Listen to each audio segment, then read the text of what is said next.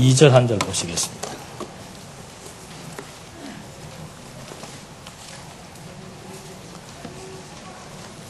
시편 29편 2절.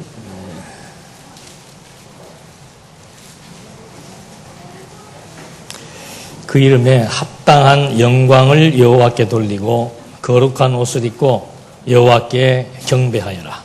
오늘 부르신 그 찬양의 내용과도 일치하고, 또 우리가 하나님의 이름 가운데서 특별히 여호와라는 것은 하나님의 존재를 우리에게 확증시켜주는 원리로서 굉장히 중요한 칭호입니다. 그런데 전통적인 교회에서나 신학계에서는 그 여호와라는 것에 대한 중요성도 잘 인식하지 못하고, 또 그런 여호와나 하나님이라고 하는 그 명칭에 대한 차이도 잘 구별하지 못하면서 사용하고 있습니다. 그러나 우리는 뭐 초등학생부터 장년에 이르기까지 여호와라 그러면은 다 압니다. 그 여호와의 의미가 바로 언약대로 이루시는 분이라고 하는 뜻인데, 이 언약대로 이루시는 분이라고 하는 그 뜻을 성경 자체에서 그대로 직역해서 설명되지는 않고 있습니다. 그렇기 때문에 뭐 원어를 찾아보면은 뭐 스스로 계시는 분, 또는 뭐 자존자, 영원하신 분, 모든 존재를 존재하게 하시는 분, 이렇게 그 용어 자체에 대한 설명을 했지, 그 여호와라는 그 여호와의 칭호가 가지고 있는 그 의미와 성경적인 중요성에 대해서는 언약과 성취라고 하는 원리에 의해서 성경을 구조적으로 접근하지 않으면은 찾을 수가 없게 되어 있습니다.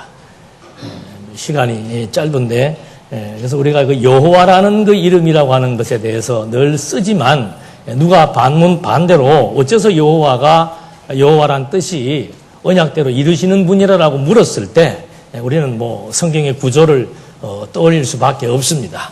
그래서 역사서만 우리가 보더라도 성경은 크게 세 개의 역사서가 세 개의 단원으로 이렇게 진행되고 있습니다. 첫 번째가 자손이고, 두 번째가 땅이고, 세 번째가 이 통치인데, 이렇게 구성되는 것이 누가 인위적으로 만든 것이 아니고 성경 자체가 가지고 있는 논리 체계입니다. 그래서 이 체계의 출발점을 우리는 아담에서 말하고 있는 창세기 1장 28절에서 찾고 있는 거죠. 그래서 이렇게 뭐 큰 범주가 있는데, 그 중에서 하나의 요절이나 또는 중요한 인물들을 통해서 정말 여호와라고 하는 이름이 언약대로 이루시는 분이구나, 그걸 좀 확인해 보고자 합니다. 그래서 먼저 우리는 최초로 창세기에 보면은 사람들이 최초로 여호와의 이름을 부르기 시작했던 그 요절이 나옵니다. 그것이 4장 26절이죠. 거기에 보면은 셋도 아들을 낳고 그의 이름을 에노스라 하였으며 그때 사람들이 비로소 여호와의 이름을 불렀더라 그랬습니다. 그러니까 이 셋이라고 하는 인물은 우리가 다 아는 대로 가인과 아벨이 있었을 때 가인이 아벨을 죽였습니다. 그래서 그 아벨 대신에 하나님께서 셋을 주신 거죠. 근데 셋을 주셨는데 왜 사람들이 그때 셋을 주셨고 셋의 아들이 에노스입니다. 에노스를 주었을 때 사람들이 왜 그때 여호와의 이름을 부르기 시작했는가? 이것으로부터 우리가 이제 매듭을 좀 풀어야 되겠죠.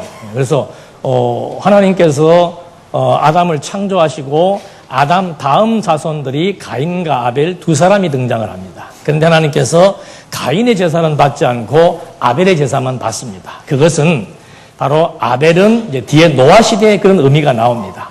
아벨은 하나님의 아들이고 가인은 사람의 딸이라고 이제 노아 때 오니까는 인류를 그렇게 총칭하고 있는 거예요. 그래서 아벨은 하나님께서 택했는데 아담에게 생육하고 번성하라는 하나님의 절대 명령, 하나님이 스스로 이루어 주시는 언약을 세웠습니다.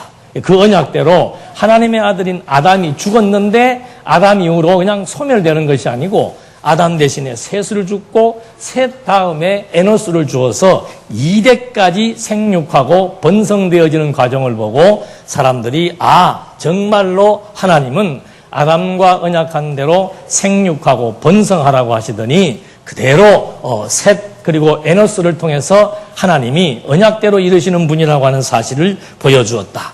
그 다음에 이제 이스라엘의 열조인 아브라함이 나옵니다. 아브라함이 여호와의 이름을 부르는 게 뭐 여러 군데 있겠습니다만은 중요한 부분이 뭔가 하면은 처음 12장 8절에서 하나님께서 아브라함을 불러서 아브라함에게 언약을 복을 주십니다. 그 복을 받았을 때 아브라함이 12장 8절에서 여호와의 제단을 쌓고 여호와의 이름을 부릅니다. 그런 다음에 아브라함과 사라가 흉년이 들어가지고 애굽으로 내려가죠. 애굽에서 아내 사라를 그 애굽의 왕에게 빼앗길 뻔했는데 하나님께서 바로에게 빼앗길 뻔했던 아브라함의 아내의 태를 하나님이 보호하시고 또 아브라함도 하나님이 보호하셔서 다시 이 언약을 받았던 그 장소로 돌아오게 되었을 때 아브라함이 거기에다가 단을 쌓고 여호와의 이름을 불렀더라 그랬습니다.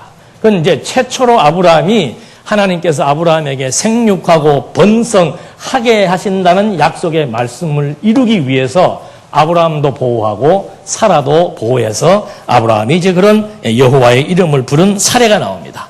그 다음에 이제 500년이 지나고 모세 시대가 왔을 때 하나님께서 이 모세와 이스라엘 백성들을 다 모아놓고 뭘 주시는가 하면은 율법을 주십니다. 율법을 주시면서 20장 1절에 하시는 말씀이 뭔가, 율법을 주시는 이유가 뭔가, 내 이름을 잊어버리지 마라 이 말이에요. 내가 400년 종살이 했던 너희를 해방시켜 주신 하나님 여호와이시다. 해방시켜 주신 이유가 뭔가, 그건 이제 아브라함과의 세우신 언약에 기초해서 해방시켰기 때문에 하나님이 여호와이신 줄 알게 되고, 그래서 7절에서 20장 7절에서 너는 내 하나님 여호와의 이름을 어떻게 망령 때 일컫지 말라, 잊어버리지 마라 이 말입니다. 그렇게 해서 이름에 대한 중요성, 그러니까 유대인들은 여기 정도만 와도 이제 여호와라고 하는 이름이 나타나게 되면은 여호와란 이름은 열조와의 세운 언약을 반드시 이루시는 분이라고 하는 사실을 잊어버리지 않을 수 있습니다. 이렇게 해서 자손 과정을 통해 번창하는 과정을 통해서 여호와라는 뜻이 언약대로 이루시는 분이라는 것을 확인할 수 있었고, 땅 정복은 뭐 크게 여호수아 사사기인데, 여호수아가 이제 마지막 말년이 가까웠을 때 24장 18절에서 그런 얘기를 합니다. 하나님께서 우리 보는 앞에서 가나안 땅 원주민들을 다 쫓아내셨기 때문에 우리는 여호와를 섬기겠다. 그러니까 모든 이 역사의 근거, 하나님이 이스라엘의 역사를 섭리하고 진행해 나가시는 근거가 어디에 있는가? 그게 바로 하나님께서 아브라함에게 세우신 언약, 복이지요. 그걸 기초로 해서 전개해 나가기 때문에 모든 일련의 사건들에 대한 근거를 삼을 때는 전부 언약을 근거로 삼을 수밖에 없는 거죠. 왜 그렇게 하시는가? 왜 아브라함을 바로 왕에게서 보호했고, 왜 이스라엘 백성들을 애굽에서 해방시켰으며, 왜 여호수아로 말미암아 가나안 땅 원주민들을 하나도 남기지 않고 다 쫓아보냈는지에 대한 이유가 하나님이 여호와라는 사실, 이걸 원리적으로 풀면 하나님은 언약대로 이루시는 분이다. 그 다음에 이제 다윗이 나오죠. 다윗은 이제 아브라함에게 언약을 세운 지 1000년 만에 등장을 하는 이스라엘의 왕입니다. 그 다윗도 역시 마찬가지로 인생을 다 마감할 즈음에 사무엘하 22장 50절에서 그런 말을 합니다. 여호와여, 내가 모든 민족 중에서 주께 감사하며 주의 이름을 찬양하리이다. 여호와라고 하는 이름을 찬양할 수밖에 없는 이유는 뭔가? 다윗이 목동 생활을 할 때 하나님이 지명해서 다윗에게 기름을 부으셨는데, 사울의 지배한 추적과 살해하기 위한 목적으로 다윗을 죽이려 했지만 하나님이 다윗을 보호했고, 그리고 여러 가지 많은 전쟁 가운데서도 다윗이 이제 결국은 승리하게 됐고, 나중엔 다윗의 아들 압살롬이 아버지를 모반해서 왕위를 찬탈하려고 했지만 하나님은 끝까지 다윗과의 세운 언약을 이루어 주셨기 때문에 마지막에도 다윗이 잊어버리지 않는 것은 뭔가? 내가 여호와를, 하나님 여호와의 이름을 송축하겠다.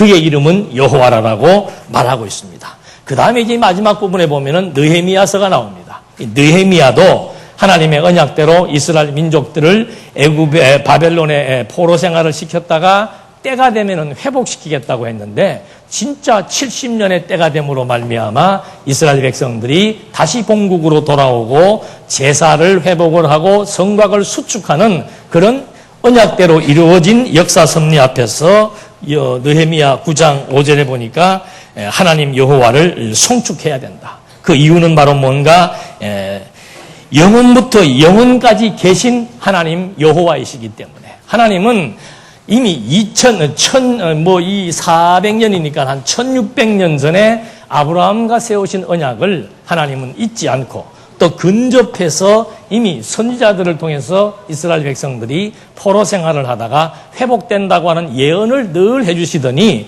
그 언약과 예언대로 이스라엘 백성들이 다시 나라의 국권을 찾아나가는 통치 섭리 역사, 이걸 보고 이제 여호와의 이름을 영원토록 송축하라고 말합니다. 이런 근거에 의해서 하나님은 여호와라는 것이 너무도 분명하고 여호와라는 그 뜻 이름의 의미는 언약대로 이루시는 분이기에 예수님께서 이제 기도문을 가르쳐 주실 때, 주기도문 하실 때 하늘에 계신 우리 아버지, 그 다음 나오는 게 뭐예요? 왜 이름이 나옵니까? 이거예요. 구약의 언약을 언약대로 성취하신 여호와.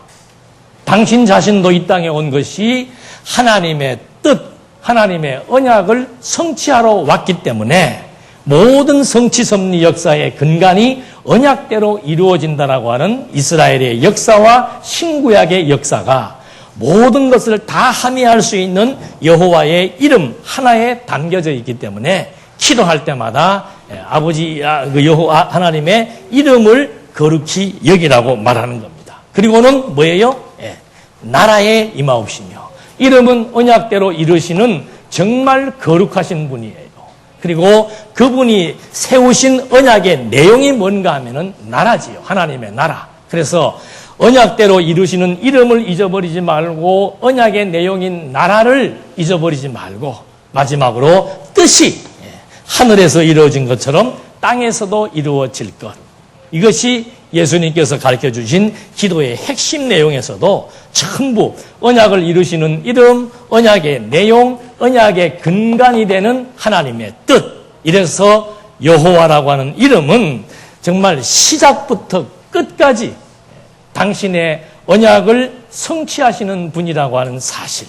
우리가 믿는 신은 그래서 여호와입니다. 우리가 믿는 신 여호와는 처음부터 끝까지 역사를 계획을 세우시고 그 뜻대로 당신의 능력으로 이루어 나가시는 그 여호와, 그분이 지금 우리와 함께 하시면서 우리의 삶의 모든 전 영역, 우리나라를 중심으로 우리 교회를 중심으로 또는 전 세계를 중심으로 하나님의 뜻이 역동적으로 성취되고 있다는 사실을 오늘도 우리는 확인해 볼 수가 있는 겁니다. 기도하시겠습니다. 은혜와 사랑이 풍성하신 하나님 아버지, 여호와라고 하는 이름이 가지고 있는 의미에 대한 중요성, 저희들은 늘 되새겨보아도 정말 소중하다는 사실을 알 수가 있습니다. 하나님이 여호와 되신다는 사실 잊지 않게 해주시고 그 여호와가 우리와 함께해서 하나님의 거룩하신 뜻을 종말 때까지 이루어 나가신다는 사실 앞에 늘 함께 생각하고 판단하고 감동할 수 있도록 인도해 주시옵소서. 예수님의 이름으로 기도드립니다. 아멘.